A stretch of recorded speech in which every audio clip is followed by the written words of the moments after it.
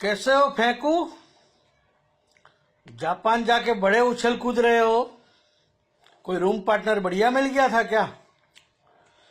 और देश आजाद हुआ उसके बाद का हिसाब करना है आपको, सबसे पैसे ले लेने हैं, छीन लेने हैं। तो सत्ता के नशे में तो आप भूल जाते हो कि मोरारजी देसाई प्रधानमंत्री थे, तब उन्होंने 1000 की नोट बंद कर दी थी। तभी काला धन कितना बाहर आया था वो तो आपको पता होगा कि नहीं है। और अभी गरीब जनता परेशान हो रही है। अमीरों के पास जो पैसे हैं वो पैसे तो अपने आप वाइट करके दोगे, क्योंकि अमीरों के तो आप गुलाम हो। उनकी बीबी को झुक झुक के सलाम करते हो, उनको सिक्योरिटी देते हो, पूरी दुनिया देख रही है। इतने उछल कूद मत करो, इतने उछलो मत यार, इतने उछलो मत। और आप किसके आगे बोल रहे हो? हर मीटिंग के अंदर आपका वही फिक्स फर्नीचर, यानी हर हर मोदी, घर घर मोदी वाले वही श्रोता अपनी पार्टियों के, उसके सामने अपनी पेड मीडिया टीवी के सामने चिल्लाते हो और लोगों को दिखाते हो। मर्द हो तो हमारी तरह बोलो, पब्लिक के बीच में आके बोलो। वो बोलना तुम्हारा काम नहीं है, तब तो तुम्हारे मुंह पे खंबाती ताला लग जाता है, क्योंकि पब्लिक को बेवकूफ कैसे बनाना वो तुम्हें अच्छी तरह से आता है। और आपको देश को बर्बाद करने का था, देश की जनता को बर्बाद करने का था। आपको तो पाकिस्तान में घुस के मारना था, वहां तो आप उसके तलवे चाटने चले गए। बंद करो ये ड्रामा, बंद करो। नमस्कार दोस्तों, काला धन सफेद करने के लिए मोदी सरकार ने अपने आदमियों के लिए एक बड़ी सी गेम रची थी। उसका एक पर्दाफाश हुआ लगता है। जैसे कि मोदी को सत्ता में आए हुए 30 महीने हो गए, वो सत्ता में आने के 2 महीने बाद टमाटर प्याज 100 रुपया किलो हो गई, 40-50 रुपये किलो वाली दाल 200 रुपये तक ले गए। अब ये जो जमाखोर थे वो पूरे बीजेपी आरएसएस से जुड़े हुए थे, और बीजेपी के आरएसएस के नेता लोग भी थे। वो लोगों ने करोड़ों अरबों रुपए का काला धन जमा कर लिया। अब मोदी सरकार ने क्या किया कि देश में जो काला धन है उसको सफेद करने के लिए एक स्कीम का अनाउंस किया। ये स्कीम पिछले 2-3 महीने पहले पूरी हो गई। उसमें यही जो व्यापारी लोग थे वो लोगों ने अपना जो काला धन था, दाल का, सब्जी का, अनाज का से जमा किया हुआ, उसको उन्होंने सफेद कर दिया। ये काला धन सरकार में जमा करा लिया, बराबर।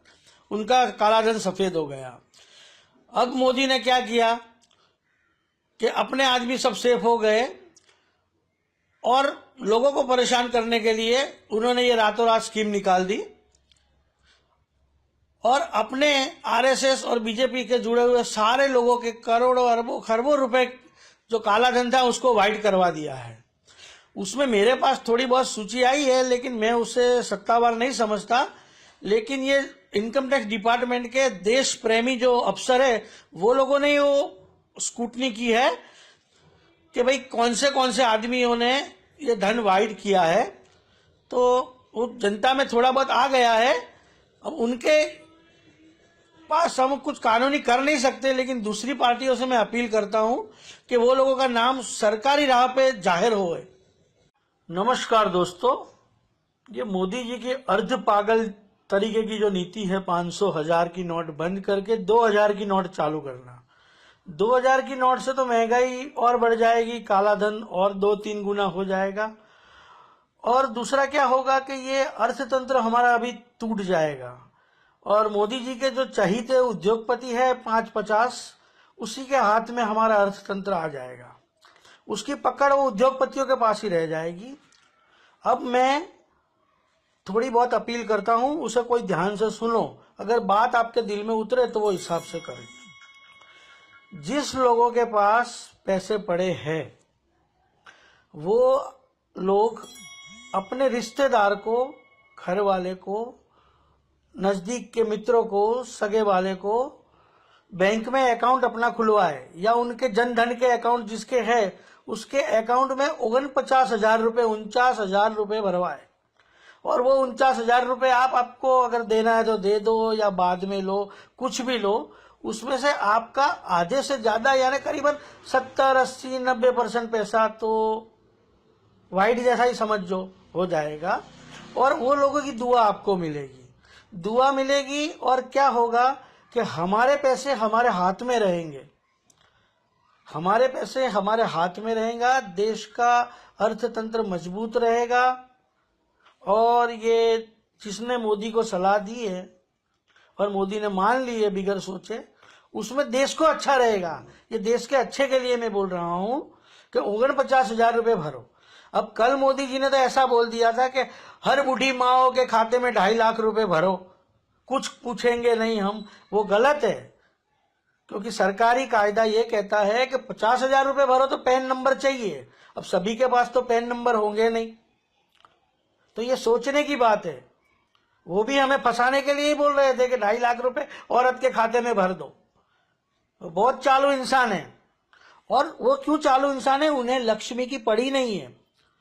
लक्ष्मी यानी पैसे, लक्ष्मी यानी महिला, लक्ष्मी यानी माँ, बहन, बीबी और बच्ची, जो चारों की वो इज्जत नहीं करते। माँ की 50 साल तक इज्जत नहीं करी, बहन से राखी बंधवाते नहीं, बीबी को छोड़ दिया है, तो बच्ची कैसे होगी? और लक्ष्मी वो ऐसे ही यूज कर रहे हैं। लोग बोल रहे हैं सोशल मीडिया पे कि 2 साल में 75 करोड़ रुपए के कपड़े पहने, पर मैं तो ये कहता हूं 75 करोड़ नहीं, 7.5 करोड़ नहीं, 7 लाख के भी कपड़े क्यों पहने? एक आदमी को क्या चाहिए जो देश सेवा करने की बात करता है? एक कुर्ता पजामा 1,000 रुपए की जोड़ी आती है। और तनख्वाह क्यों ले रहे हो? जब आपको बीबी बच्चे नहीं है तो तनख्वाह जमा करवा दो। रेबन के चश्मे पहन रहे हो, लाखों रुपए के सूट पहन रहे हो, क्या विदेश के लोग भगा दे रहे हैं आपको? अच्छा, ये बात जाने दो। हाँ, तो सारे जो लोगों के पास पैसे पड़े हैं वो अपने रिश्तेदारों के, गांव वालों के, हर एक के अकाउंट में 49,000 रुपए डलवा दो। हमारे पास 30-35 दिन का और टाइम पड़ा है। हमें देश को बचाना है, हमें अपनी लक्ष्मी को बचाना है। मेरी बात ध्यान से सुनो तो सही है। वो तो बोल रहा था कि मैं 15-15 लाख रुपए हर एक के अकाउंट में जमा करवाऊंगा।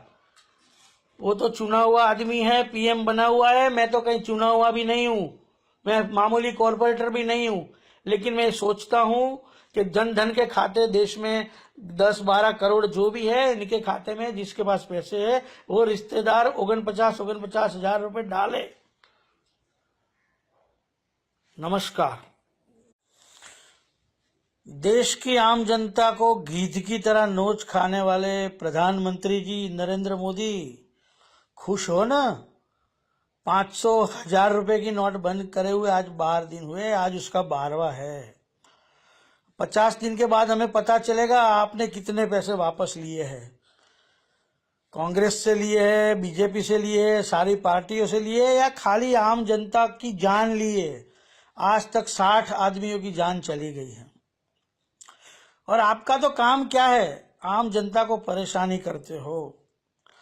और आपके लिए जनता क्या है? आपके लिए तो सिर्फ आरएसएस, संघ और विदेश के गोरे, जहां जाके आप देशवासियों को बेइज्जत करते हो। 8 तारीख को 500,000 की नोट बंद करके जापान में जाके हंसने लगे। आपकी सोच क्या है कुछ पता नहीं चल रहा है। आपको देश में जन्म लेते हुए भी शर्म आ रही है। आपने खुद कहा था, ये मैं नहीं कह रहा हूं। विदेश में जाके आप इंडियनों की बदनामी और उनकी बर्बादी सोचते हो क्या? आपको कुछ अभी यार छोड़ो यार। नमस्कार, मैं देश की मीडिया से सवाल करना चाहता हूं, प्रिंट मीडिया और टीवी मीडिया, जो आज नरेंद्र मोदी को गलत सपोर्ट दे रहे हैं और देश की 125 करोड़ जनता को बेवकूफ बनाने में नरेंद्र मोदी की मदद कर रहे हैं। ये सही नहीं है। मीडिया के लोग जानते हैं पर नरेंद्र मोदी से डरते हैं। क्यों डरते हैं वो पता नहीं है। वो मीडिया वाले खुद बताए कि भाई मोदी हमको इसलिए डरा रहा है, तो वो 125 करोड़ जनता प्रिंट मीडिया, टीवी मीडिया के साथ में रहेगी। लेकिन देश का तो भला हो सकेगा? आज मीडिया पूछ क्यों नहीं रही है कि मोदी आपने 11 साल की उम्र में घर छोड़ दिया था, तो फिर आप पढ़े कहाँ हो? उनका भाई बोल रहा है प्रहलाद कि मोदी ने सोने के जेवर की चोरी की थी, तो मीडिया क्यों पूछ नहीं रही है कि चोरी क्यों की थी, कब की थी? मैं एक ही बात बोल रहा हूं, मैं भी इसका नजदीक का आदमी हूं कि 1968 में आपकी शादी जसोदा बहन से हुई थी, उसको आपने छोड़ दिया। फिर 1985 तक ये घर वाले और जसोदा बहन तो यही समझते थे कि नरेंद्र इस दुनिया में नहीं है। तो 1968 से 85 तक आपने क्या काम किया है, आप देश को बताओ। छोटे मोटे कौन से ऐसे गुनाह कर दिए कि पूरे देश में आपको इधर से उधर घूमना पड़ा, भागना पड़ा? और ये मीडिया जानती है, सबको सही पता है, पर मीडिया बताती नहीं है। तो मीडिया देश वालों को ये बताए। परसों वो मीटिंग में पब्लिक के सामने रो गया कि मैंने ये देश के लिए छोड़ दिया है, सब कुछ छोड़ा है। अरे भाई, तू तो एक यार चाय की वर्दी देने वाला आदमी था, चाय लेके लोगों को डिलीवरी करता था। तुझे कहां से पता था कि मैं प्रधानमंत्री बनने वाला हूं? बड़े बड़े एमपी नेता वो प्रधानमंत्री नहीं बन सके, तूने जिसको दगा दिया वो अडवाणी बेचारा प्रधानमंत्री नहीं बन सका, तो क्या तुझे पहले से पता थी कि मैं प्रधानमंत्री बन जाऊंगा? लोगों को गुमराह करना बंद करो भाई। और कुछ नहीं चला तो कल माँ को लाइन में खड़ा कर दिया, माँ को ऑर्डर कर दिया कि खड़ी रहे लाइन में, मुझे लोगों से सहानुभूति चाहिए। ऐसे सहानुभूति नहीं मिलती। और प्रिंट मीडिया, आप कुछ करो, आप डरो नहीं, क्योंकि मुझे तो ये भी पता है कि ये छोटा राजन को आगे करके सबको डरा रहा है। आज इनके ही आदमी कीर्ति आजाद, शत्रुघ्न सिन्हा, सुब्रमण्यम स्वामी सब खामोश हो गए। क्यों खामोश हो गए? सब जानते हैं